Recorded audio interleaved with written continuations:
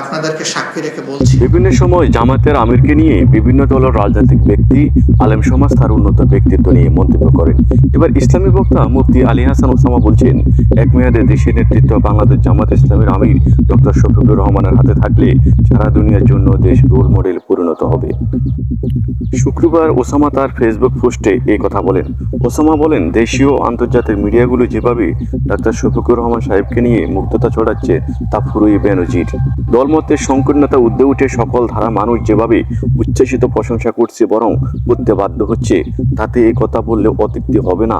এক মেয়াদে দেশের নেতৃত্ব তার হাতে থাকলে লাখো মুসলিম দিনের দিকে ধাবিত হবে, সারা দুনিয়ার জন্য দেশ রোল মডেলে পরিণত হবে। এর আগে গত 18 আগস্ট কওমি আলেমদের সঙ্গে জামাত ইসলামের আমিরের মত বিনিময় শেষে আরও একটি ফেসবুক পোস্ট দিয়েছেন ওসামা। সে সময় তিনি বলেন, দেশ, ধর্ম ও জাতির চরম সংকটে ঐক্যের প্রচেষ্টাগুলো সফল ও সার্থক হোক।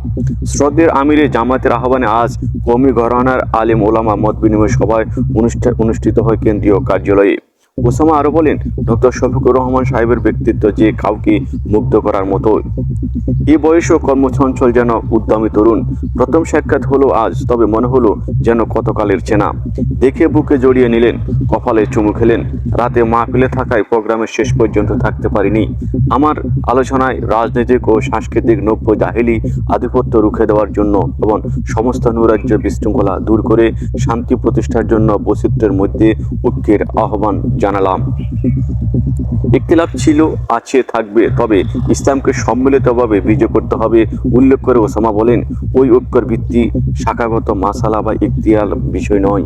ঐক্যের ভিত্তি যা তা নিয়ে দ্বিমত করার সুযোগ নেই। সুতরাং এক সরকার যাবে, আরেক সরকার আসবে, তবে শান্তি প্রতিষ্ঠা করতে চাইলে ইসলামের বিকল্প কিছুই হবে না। সুতরাং ইসলামপন্থীদের মাথায় কাঁঠাল রেখে সবাই খাবে, এটা হতে দেওয়া যাবে না।